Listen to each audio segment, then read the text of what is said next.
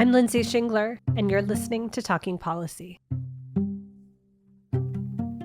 Are we at the start of a new nuclear arms race? The risks seem to be proliferating. As more countries get nuclear weapons, the risk increases largely because now the complexity of the situation is much larger and the unpredictability is going to go up. Arms control and global cooperation are breaking down. All the work that we did to build a rules-based international order, international structures, to use diplomacy as a tool of first resort, these institutions that we built are eroding. What are the best ways back from the brink? Looking ahead, we are on the razor's edge, and we have to be alert. And what is required is some persistence, some powerful belief in our common humanity that keeps pushing us forward. In this special episode, I'll talk with three people who have devoted much of their careers to nuclear weapons security. Governor Jerry Brown is the former governor of California, executive chair of the Bulletin of the Atomic Scientists, and has long warned about the dangers of nuclear weapons. John Scott is a nuclear scientist and the division leader of X-Theoretical Design at Los Alamos National Lab. And Alex Bell is the Deputy Assistant Secretary for Nuclear Affairs in the Bureau of Arms Control, Deterrence, and Stability at the U.S. State Department. Together, we will try to answer the question, how can the world step back from the nuclear brink? You don't have to be an expert in nuclear weapons to know that concerns about them seem to be growing. Russia has threatened to use nuclear weapons in Ukraine. North Korea has intensified its testing of intercontinental ballistic missiles, and China is rapidly building up its arsenal. There are some influential voices who are saying that we're entering a new, extremely dangerous nuclear era that will lead to an arms race.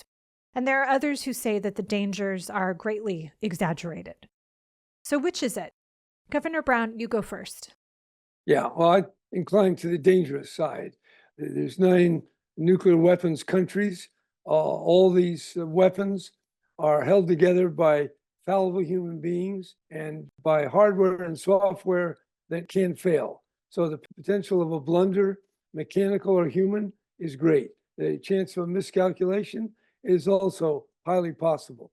And looking ahead, it strikes me that a nuclear exchange is inevitable on the course we are, unless the nuclear powers adopt a very different approach than they currently have with respect to each other. Rivalry has completely triumphed wisdom, and wisdom is what we need, not more rivalry. John, what about you? So I think the concern is growing just because nuclear weapons were a big concern in the 80s and 90s. Then 9/11 happened. We had 2 decades of what I'll call a focus on terrorism. And now that we've focused away from that, we've come back to it. You just noted we have China on the rise with their weapons. We have North Korea.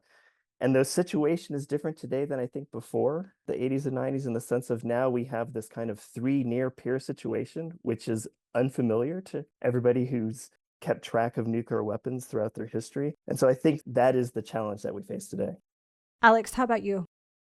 First, thanks for having me. I'm really glad to be on this panel with my esteemed co-speakers. But second, who are these people who are saying there isn't a rising threat? I don't know how you would look around the world right now and not see how dangerous this has become. You know, we have an opaque and rapid buildup of the Chinese nuclear arsenal. We have Iran and North Korea continuing to flout international law and their commitments to the Nuclear Nonproliferation Treaty. And we have Russia absolutely wrecking 60 years of structures that we built together to safeguard this planet from nuclear disaster. And when I say wrecking, the Russians are wrecking it. And so we've got a lot of work to do. I think John's totally right. I would actually take it back to the end of the Cold War, when everyone sort of said, glad that's done, and sort of shook out their hands and focused elsewhere. The problem never went away. We've been trying to manage it, and unfortunately, the conditions have become worse now.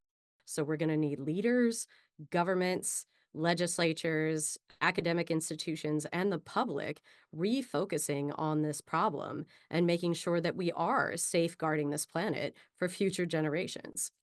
To set the stage for our listeners, I want to ask you, John, as the nuclear scientist in the room, If you could help us establish some basic facts about nuclear weapons, like how many nuclear weapons are there in the world? How many countries have them? And remind us, what do nuclear weapons do? What makes them different from other weapons?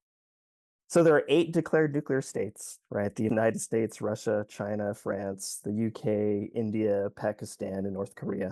People often like to say there are 9. The 9th never actually likes to say if they do or do not have weapons. In the middle 1980s, there were about 70,000 weapons total across all those who had them. Today, there's about 12,000. The vast majority of the weapons that exist today belonged to the United States and Russia. China has approximately 500, and the reports are that they're building up to 1,000 by 2030.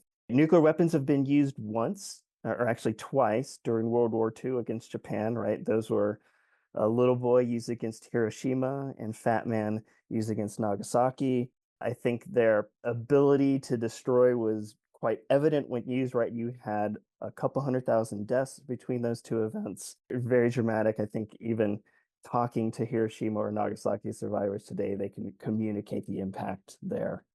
Nuclear weapons derive their explosive power from nuclear reactions as compared to conventional weapons that derive their power from chemical reactions. The easy way to think about the energy difference between the two is that the energy release in a nuclear reaction is about 50 million times that of a chemical reaction. So just on a per reaction basis, that's 50 million times more energy. That just gives you a feel for the difference in power, right? That's a huge difference. And then lastly, there's been a lot of technical advances since World War II, and that allows us to make nuclear weapons that are much more destructive than the ones that were used at Hiroshima or Nagasaki. When a lot of us think about nuclear weapons, we think about Hiroshima, which you mentioned. We maybe saw Oppenheimer. But the weapons that were used in World War II were in some sense primitive compared to what we have today. Today, the destruction that would be wrought from using a thermonuclear weapon is so vast and so horrible, so complete, that the thinking goes that simply having these weapons constrains anyone from using them. And there's a belief, actually, that we can thank nuclear weapons for the fact that there haven't been any world wars between superpowers since World War II. I'm curious if you agree with this logic. And if you do you think that this logic will hold indefinitely?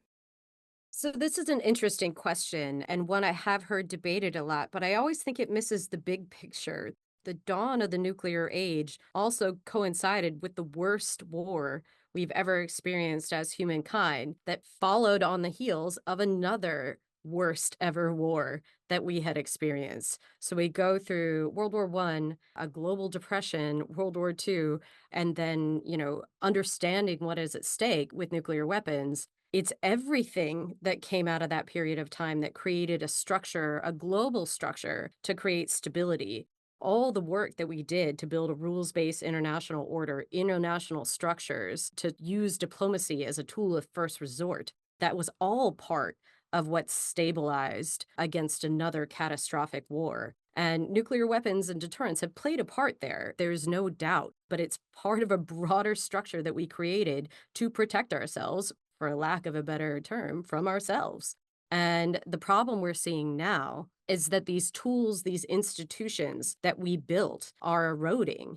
And I think some of it intentional, as I mentioned, Russia running roughshod over international law and their own commitments to the international community and to individual countries. But you also just have sort of a lack of acknowledgement globally that these structures need tending. You can't just build things and put it up on a shelf and assume everything will go to plan. The world changes, countries change, priorities change, and we have to change and amend these structures along the way to make sure they're keeping up with the threats and challenges that we're facing. It's for all of us now to look at these nuclear dangers, as Governor Brown mentioned, to avoid a new global nuclear arms race.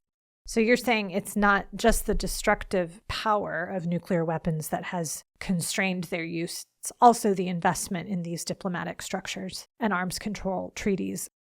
Governor Brown, what's your take on this? Well, the big word is deterrence.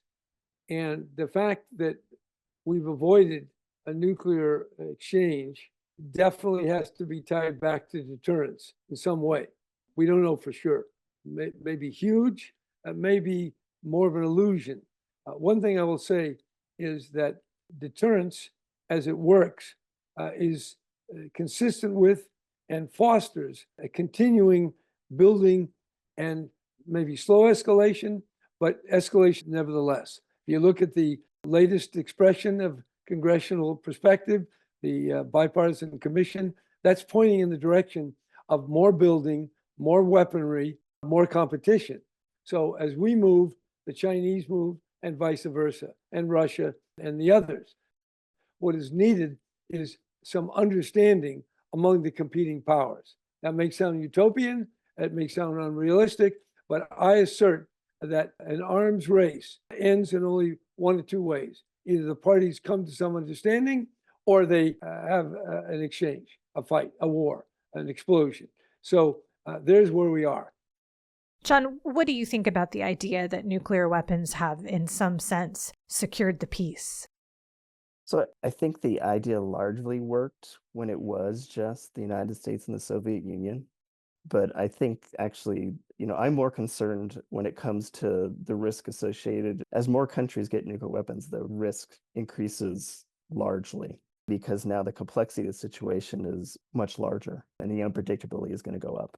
Even like in a three-way race, if you think about US, China, and Russia, you will always have less than the other two combined. If you just think about that situation, it's going to be hard, right? And so that just brings to light the importance of arms control and how you're going to need people at the highest levels of the government to be talking about this. And so that is going to be the way to make this situation better, I think, is everybody coming to the table and talking through nuclear weapons and what exactly are we going to do, because we can't race, because nobody wins when there's more than two players, because you're always going to lose to some combination of the other players. Well, that's a very important point. If the American security requires that we have as much as China and Russia, that's a formula that will stimulate never-ending race. Whether you like it or not, talk. You've got to communicate. I personally think, and I base this on my long experience in government, that government officials are very much the product of their own little bureaucracies. Not talking is dangerous, and yet it is the norm right now. I want to ask about modernization, which each of you has touched on. There's a strong effort underway to modernize America's nuclear weapons system and arsenal. And this includes everything from updating the design of nuclear weapons, strengthening the delivery systems, building new facilities, and of course, increasing the absolute number of weapons. And there are strong voices for this and strong voices against this. I want to ask each of you, do more and better weapons make us safer, or do they make us all more vulnerable? And John, let's start with you. So let me restate your question a little bit, because I think I want to kind of clear up what modernization might mean. So just because a weapon's being modernized doesn't mean it's becoming more destructive. Many of the weapons that are in the stockpile were built when I was a teenager or in an elementary school when Governor Brown was my governor. And if you think of the electronics at the time or the technology at the time, those components age, they need to be replaced. So when you modernize, when it comes to the nuclear package, you aren't necessarily increasing its yield or making it more powerful, right? This is about modernizing them in the sense of ensuring that they will work as we expect them to when we need to use them. Now, along with that could come delivery vehicle improvements and get more accurate, and that could lead them to being able to hit a target more adeptly, will lead them to be more effective. Does it make the world a more dangerous place? I'm not convinced that just because we have modernized weapons to bring them up to technology of today, effectively, we're not changing the capabilities in the stockpile. We're not adding new capabilities. In fact, what we're doing is just trying to replace what we have. I argue that that isn't necessarily changing things significantly in terms of the calculus that's involved. Nuclear weapons are still nuclear weapons. They're still very destructive. And that has always existed since nuclear weapons have existed. Alex, you work in the Bureau of Arms Control, Deterrence, and Stability. Does modernization challenge U.S. efforts to reduce the risk of conflict? No, I don't think so at all. I think we're very clear about the fact, as was said, we need a safe, secure, and effective deterrent for as long as nuclear weapons exist. We want to make sure, they are safe. And if, God forbid, they need to be used, that they will work in the way that they were designed to work. And this has really been a bipartisan consensus about the need to do this. At the same time, we need to be pursuing arms control measures in service of our ultimate goal, which is a world without nuclear weapons. So these two things need to go together. And it's one of the reasons my bureau name actually recently changed to include deterrence, to make clear that both arms control and deterrence are necessary for the security of our country. They are mutually reinforcing concepts, and they will allow us to maintain stability as we pursue these arms control measures with countries that are somewhat loath at this point to talk to us about such measures. But the one thing I think we have going for us is the United States is nothing if not persistent in the pursuit of our goals. And so we appreciate at the State Department that NNSA, that our weapons labs are making sure that we have a deterrent that is fit for purpose, that is focused on quality rather than quantity. And as NSC Director for Arms Control Pranay Body said recently, we don't need to increase the nuclear forces to match or outnumber the combined total of our competitors to successfully deter them. And I think that's the message that we're bringing to conversations in the multilateral, to international partners, that our deterrence is focused on defending this country and our allies and partners, and we will maintain it for that purpose. At the same time, we are going to keep pushing the Russians, the Chinese, the Iranians, the North Koreans to come to the table and find diplomatic solutions. Well, let's talk more about global cooperation. The Trump administration pulled out of two nuclear treaties, the Iran nuclear deal and the INF treaty. And New START, the last remaining arms control pact, was suspended by Russia in February 2023. It hasn't been a great era for arms control recently. Alex, what are the best ways to revive global cooperation around nuclear security? We've got to get Russia back to the table. The U.S. has made clear we are ready to negotiate on strategic stability issues without preconditions. We know exactly what we want to talk about. We know exactly what we want to do. My brilliant colleagues have a whole plan for when the Russians come back to the table, because I think the Russians understand this is in their security interest to have these kinds of structures in place. Not only the reduction part of it, but the data exchanges, the on-site inspections to get a real-time image of each other's nuclear forces. So we're not posturing ourselves based on misperceptions and miscalculations about each other. We need to get China to the table for the first time in a real way on a bilateral basis or a multilateral basis, whatever suits them, but they need to be engaging. They have the same obligations that we do, and they are obligated to be working with us. And this massive buildup on their side is in contravention of everything the NPT stands for. So we need to get them to the table, but I understand that we need to do that on their terms. They aren't Russia. We don't have the same kind of forces. We do have asymmetries that we would have to account for. And so we're thinking through those things too. And we need to be patient. It's going to take us a while. It took us a long time to get the Russians into legally binding reduction treaties. It's not going to go from 0 to 60 with the Chinese. We want to start with risk reduction, again, common sense, crisis communications, crisis prevention measures with them. We need to push the international community to keep the pressure on North Korea and Iran, to work with the international community to reduce those threats. Got to get these multilateral organizations functioning again. We have a whole body called the Conference on Disarmament in Geneva that's supposed to negotiate these broad multilateral treaties, like the Chemical Weapons Convention, which banned the production, stockpiling, and use of chemical weapons. It's a vanguard arms control treaty, the kind of thing we should be striving for. And we haven't been able to get anything else like that out of Geneva since the early 90s. So we're thinking through that all the time. How can we make things work there again? We also need to be dealing with how emerging and disruptive technologies are going to affect strategic stability. The pace of technology is actually running faster than our ability to build good common sense structures to make sure those emerging and disruptive technologies aren't going to destabilize our security environment further. The good news is it's actually not as bad of a time for arms control as you might think. Yes, we aren't doing big bilateral treaties right now, but we've been doing a ton of normative work and sort of making lemonade out of all these lemons. We got broad international support for a ban on direct ascent anti-satellite testing at the UN 2 years ago. Last year, we got 164 countries to agree with us that it is time for the globe to negotiate a ban on state-based use of radiological weapons or dirty bombs, which would be the more common term there. Why we didn't have that in the first place, I don't know, but it's time for us to do it. And we got broad support for that.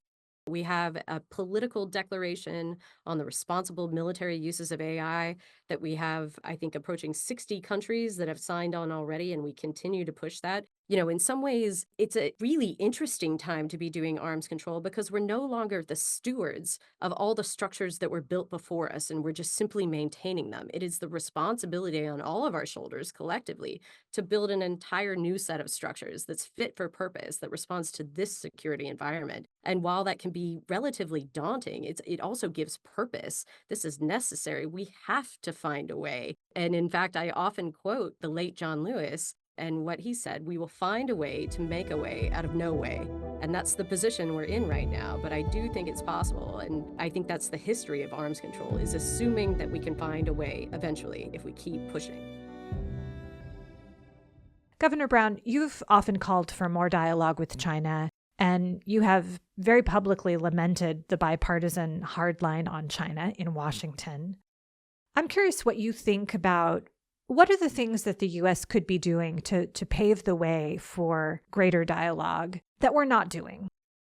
Well, first of all, let me just say, we have to explore every possible avenue. And I'm glad to hear that there are so many things that are positive. The problem is that nuclear policy is hostage to conventional rivalry. And the politics of Ukraine, that war, Middle East, conflicts that we have over the South China Sea and other things going on between US and China, all these things make dialogue at the nuclear level more difficult. Now, when it comes to Russia and China, yes, they're not coming to the table, which makes no sense at all. However, I think we have to acknowledge that by Bush pulling out of the anti-ballistic missile treaty, that certainly didn't help. And also then Trump pulling out of the two nuclear arms treaty, that doesn't help either. And then you have the politics. And I say politics in the broad sense. There's a lot of rivalry going on, decisions that are made by the US and the other countries. And of course, there's a lot of politics going on in our own Congress. So to get conversation going is very difficult. And nuclear as the topic is complicated, difficult. So it takes a real focus on the nuclear danger. And I'm afraid that people don't really understand the danger of nuclear weapons. Trump certainly, the way he talked about nuclear weapons, didn't seem to indicate he understood the full destructiveness. The public is asleep. Congress is asleep. This nuclear issue is a non-starter. I can tell you, I talk about it a lot. You can talk about a lot of other things, but people don't want to hear about nuclear. And if you want to be at all effective or listened to, don't bring up the topic. I bring it up because I think we have a hell of a challenge just getting the topic on the table. Yeah, that's an interesting point about nuclear weapons not being on the public's radar. John, I'm curious what you think about the sort of disappearance from the zeitgeist of nuclear weapons as an issue. I mean, there are so many other pressing challenges in the world. Can people be faulted for not spending their time thinking about nuclear weapons? The thing that's very different today than there was in the past, right, was in the past it was just, oh, nuclear weapons, that's the thing we need to deal with. But you think about today, everybody's thinking about climate change and energy security. We're thinking about, we are highly reliant on space, right? Satellites for communication and whatnot. So that's another place where we have to worry about what's going on there. Cyber is another issue. And so I think I'm just highlighting what's already been said. It's just a very complex problem, and trying to figure out what piece you want to grab onto and write first is tricky because they are interconnected. There's just all this competition for discussion about the things that we need to be worried about. And now nuclear is just on a long list of stuff. And so it's a challenge, right? In my job every day, we're talking nuclear weapons, Governor Brown. So, you can come visit if you want. Be happy to have a discussion. All right. It's been a long time since I went to Los Alamos when I was governor the first time. Maybe all three of us should get together there. I would enjoy that. But, it is unfortunate, right, that nuclear has kind of dropped on the spot, just in the sense of, I think the longer you get from events like Hiroshima and Nagasaki, the harder it is for people to relate to it, just as there are fewer and fewer survivors left from that. it becomes harder to actually then communicate or connect on a human scale because you're not able to talk to somebody who experienced that. And that's going to be a challenge to communicate to people just the power of the weapons that you're dealing with here. And it is important that you discuss the potential for the use, trying to deter their use, or just have a fewer weapons around, and the importance of doing that. Alex, when we were talking about modernization, you mentioned the importance of, on the one hand, modernizing the U.S. nuclear weapons system, while at the same time working towards arms control and the ultimate goal of disarmament. Those two things feel really at odds with each other. And I'm wondering if underneath those dual goals is an assumption or maybe a worry that we probably can't get rid of nuclear weapons. We all remember 2009 when President Obama famously imagined a world free of nuclear weapons. But is that really possible? Of course it is. Everything is possible. I don't know what the end of poverty would look like, or what making sure that we eliminate hunger globally looks like from a structural standpoint, the steps we need to take. But I know those are the things that we need to be pursuing. I know that's in line with the United States principles, goals, and morals. Also, we have committed to this in the Nuclear Nonproliferation Treaty to pursue in good faith steps towards disarmament. And we have made a lot of headway. But unfortunately, the easy part is over. Coming from very, very large stockpiles, as John noted, almost 70,000 nuclear weapons in the world, to where we are now, right around 13,000, if you were to look at the public estimates. That was the easy part. Every point from here, the lower the numbers go, the more rigorous the verification mechanisms have to be, the more rigorous the accounting has to be, the more intrusive inspections need to be if we're truly on the way to irreversible and verifiable disarmament. That's going to be a lot of work and money and technical prowess. These are all things we're capable of, but we have to be investing. As Governor Brown said, we need our leaders at the very top of our governments engaged on this and pushing the process forward. Every president since Truman, at the very dawn of the nuclear age, has talked about the need for control and eventual elimination. And, it was Reagan himself who talked about a nuclear war could never be won, so must never be fought, and was a huge proponent of moving towards nuclear zero. And he made a lot of progress. He had a good partner in Mikhail Gorbachev. That's what we need to have, the clear vision, good partners, and just keep working the problem. It may seem Sisyphean, but if we stop pushing that rock up a hill, it's going to roll right over us. John, a world free of nuclear weapons, a pipe dream or an achievable reality? What do you think? I would love to not have a job like the job I have, right? If we get to a world free of nuclear weapons. I'll take a little bit of a different spin on this.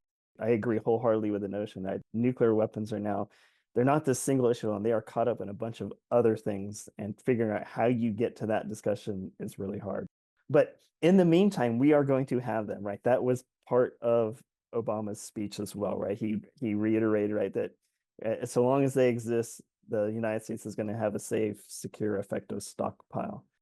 What does that mean? That means that I have to have people who can do that job well, right? So I, in my job as the lead of the weapons physics designers at Los Alamos, I'm always on the hunt for finding good technical people who are willing to spend their careers working on these things, right? Because this is a very challenging scientific topic. And so actually having the awareness of the issue will actually, in my opinion, help me recruit people to have the United States maintain the stockpile that we have and keep it safe, secure, and effective until we get to that point in time. I work on these things every day, but boy, I do not want to see one be used, because that is just going to be a bad day, right? A day that none of us are going to forget who were alive at the time, and it's going to change the world when it occurs. But until the time that we get to the point where we don't have these anymore, I think about my day-to-day and how I walk this out in this world. I'm just trying to make sure that we do the job that we are asked to do for the nation in terms of maintaining our stockpile. Governor Brown? Look, theoretically, you can get rid of nuclear weapons. In fact, dozens and dozens of countries believe that. They've signed the ban treaty. So I think the elimination of nuclear weapons is certainly conceptually possible. But we have so much other work to reduce the competition, to get the danger of nuclear weapons acknowledged. I know the P5, the five members of the Security Council all made the Reagan and Gorbachev statement that nuclear weapons can never be used and nuclear war can never be won. Yeah, they said that, but I don't think they believe it. And I think that President Putin appears that he has an unrealistic view of what he's dealing with. I don't know about President Xi. And Biden, I think he gets it. But the way the debate goes in Congress, I think there's a lack of awareness of just how dangerous we are. So yeah, you can get rid of them, but we're nowhere near there. But there's plenty of important work to do. And it unfortunately involves other conflicts, other issues. And if we don't deal with those, we're never going to be able to get into conversation about how we reduce and ultimately eliminate nuclear weapons. Yeah. Alex, go ahead. Yeah, I will just note Governor Brown mentioned the P5. So it's the 5 states recognized as nuclear weapon states under the Non-Proliferation Treaty. And we did in January 22 issue a statement where all 5 of us for the first time acknowledged at the leader level that a nuclear war cannot be won and so must never be fought. And the United States thought that was a good step in the right direction. The P5 had been meeting to talk about nuclear issues for about a decade. And finally, we were in a place where we were starting to do things, not just talk about things. Unfortunately, a month and a half later, the Russians decided to further invade Ukraine and sort of derail the process that we had really begun there to sort of move the P5 from talking to actions. In a good note, we have found a way subsequently, even though for the most part, we and the Russians aren't talking because the Russians don't want to talk to us bilaterally about these issues, we have been able to meet at the expert level among the 5 of us over the course of the last couple of years and develop a really strong expert level conversation where we're talking about nuclear doctrines, we're talking about nuclear posture, we're talking about nuclear risk reduction. And those conversations, while they haven't necessarily yielded results yet, what we're doing is getting a clear idea of each other's perspectives. We've spent entire days talking about nuclear postures, asking each other questions about those postures. We're developing relationships among the experts there. That kind of dynamic can be useful in the future. So while it is a very difficult time, again, we're trying to make the best out of a bad situation. And there are a lot of things happening at these very sort of quiet levels that are keeping these conversations going and can hopefully provide a foundation for progress in the future on multilateral arms control, not just bilateral arms control.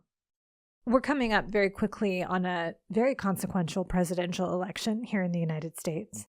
And the decision of when to use a nuclear weapon is one of the few areas where the president has complete and sole authority.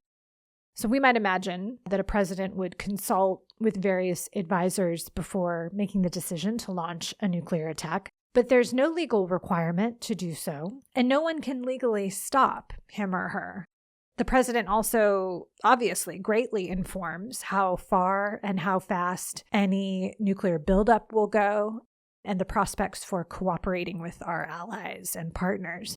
Given that this is such a highly consequential presidential area, I'm interested in what the 3 of you think about the role of the president in terms of nuclear security heading into this presidential election.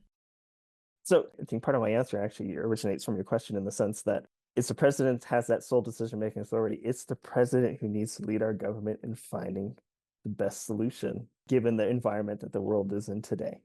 I really do believe that it's the president who's going to have to lead the nation on a dialogue and drive that conversation because, as you said, right, it's the president who gets to make that decision. I don't see why we don't naturally expect the president to lead on such issues, given the tremendous consequences of use, the history around nuclear weapons, the importance they've had to our national defense.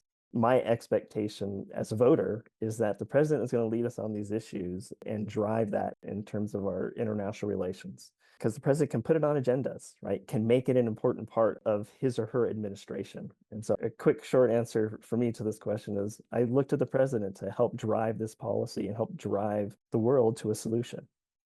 I think the question or the topic of the president has the sole power to blow up the world. He can launch and doesn't seem legally there's anybody to stop him. Maybe practically people might stop. But we got a nuclear monarchy. One guy or one woman can do what the hell they want. Now, unlikely they might do that, but human beings are fallible. And the brain, who knows where it might lead someone. So I think how you constrain the president's power, that's a whole nother question. A debate, a discussion at the highest levels and in Congress and in the public about what do we do about having one guy without the Congress, without the Supreme Court, without anybody being able to launch a nuclear weapon, a horror that might end civilization. We don't know what an answer might be, but it would be a very important conversation to get going and to talk about it, because it would illustrate the very dangers that we've been talking about. So that's good to just get it going. So now the next question you had was the president shaping policy. Yes, the president can shape policy. Do they do it? Not much. Why? Because the politics, the power of our allies that want our nuclear posture to be a certain way, the power of the military-industrial complex and all the money they make, the power of entrenched thinking, many different factors. So yes, the president can shape nuclear policy, but it remains on us who are not the president to try to create the best conditions for a president taking much greater initiative in making a saner nuclear policy. Yeah. Alex, what's your take on this? So I think it's fortunate that presidents throughout the nuclear age have clearly taken serious the enormous responsibility they have as the commander in chief in terms of sole authority to decide on the use of nuclear weapons. And I think throughout history, we've also had presidents who've clearly seen the utility of leading on arms control. And that's happened, on a bipartisan basis, that presidents have decided to avail themselves of these diplomatic tools and really push for progress. But that president also needs to empower the interagency to go and actualize those deals and support them as they push to negotiate possible solutions to these things. And then you have Congress. The president needs to engage Congress about the importance of ratifying treaties. We've got 3 nuclear weapons free zone negative security assurance protocols up on Capitol Hill right now. They could give their advice and consent to ratification tomorrow if they wanted to. But getting them to move on this and to fulfill our parts of international agreements, that requires the president too. That's a lot on someone's shoulders. And I think the electorate has to keep that in mind as they think about who they want in that particular position.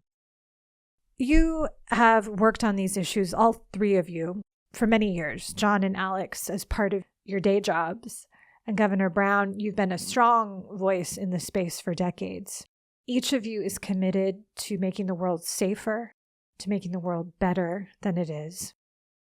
For those of us for whom this subject provokes a lot of anxiety and dread and fear about not having control, can you tell us, where do you find reassurance? John, do you want to start? So let me start by saying no one should feel alone if they have anxiety towards nuclear weapons. The use of a weapon can have such grave consequences, right? And that just, I think, generates a lot of visceral feelings in people. I take comfort in that they got used once in World War II, haven't been used since. To me, that indicates actually that there are responsible parties out there who are thinking about the dire consequences because they haven't been used since. I also see that there are many people who are trying to make sure that they are not going to be used again. And I actually believe, too, that as the perceived risk of their use increases, you're going to see folks rising up and saying, we can't use these in a war. I guess to some degree, I'm putting my comfort in that. In the end, we are going to find a way out of no way, as Alex has said. The question will be, how soon can we get there? And what will be that tipping point that will turn no way into some way? Alex, why don't you go next? Yeah, I feel like a bit of a quote machine here, but JFK once talked about these issues, and he said, peace is a process, the sum of many acts. And I think that's what we have to realize is there's no grand, elegant solution to these problems that we find ourselves in. We have to accept the challenges that are in front of us, the risks that exist that motivate us to keep pushing. And every step that we're on, we're making progress. And if we fall back, then, we got to pick ourselves up, dust ourselves off, and try again. And what gives me hope is how many young people have been joining the field. I'm excited at the growing diversity in the field, the number of women, people of color, people from different demographic, economic backgrounds entering this conversation. This field looks different to me now than it looked when I was a junior staffer just starting out and having to Google what acronyms were. And I'm proud of the progress that we've made. And I know that these people that have joined the fight will help us find a way. They're not shackled to the past. They can look at what we've done and learn from it, but go in new ways that make sense for now. So I have so much faith in the colleagues that have joined this fight, and patience and persistence will get us there. Governor Brown, lastly to you, you've been a strong voice in helping us understand the problems we face, but where do you find hope? Hope derives from only one factor. The future is uncertain. We don't know what will happen. So we can't assume we're going to blow it up or do some horrible nuclear exchange. We don't know. So that means it's possible that our future can be much better. Now, as far as comfort, forget comfort. You got to learn to live in discomfort. We need more discomfort. I like to see people in Washington less comfortable. So looking ahead, we are on the razor's edge, and we have to be alert. And what is required is some persistence, some powerful belief in our common humanity that keeps pushing us forward.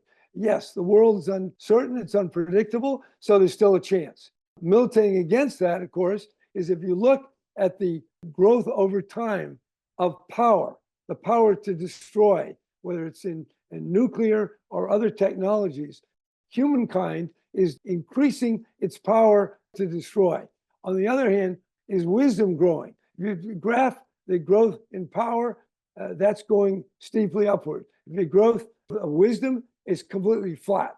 So our challenge is to increase the wisdom with which we are living and with which our whole lives are motivated and affected and surrounded by. So yes, there's time. We don't know how much time. So we got to not be comfortable, not luxuriate in our meetings, in our intellectual explorations, but in the urgency of the moment, which is to wake up from the sleep that too many in high positions currently find themselves in.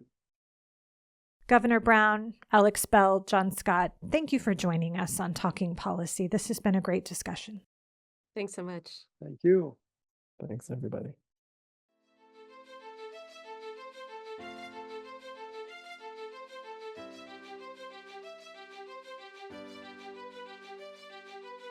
Thanks for listening to this episode of Talking Policy.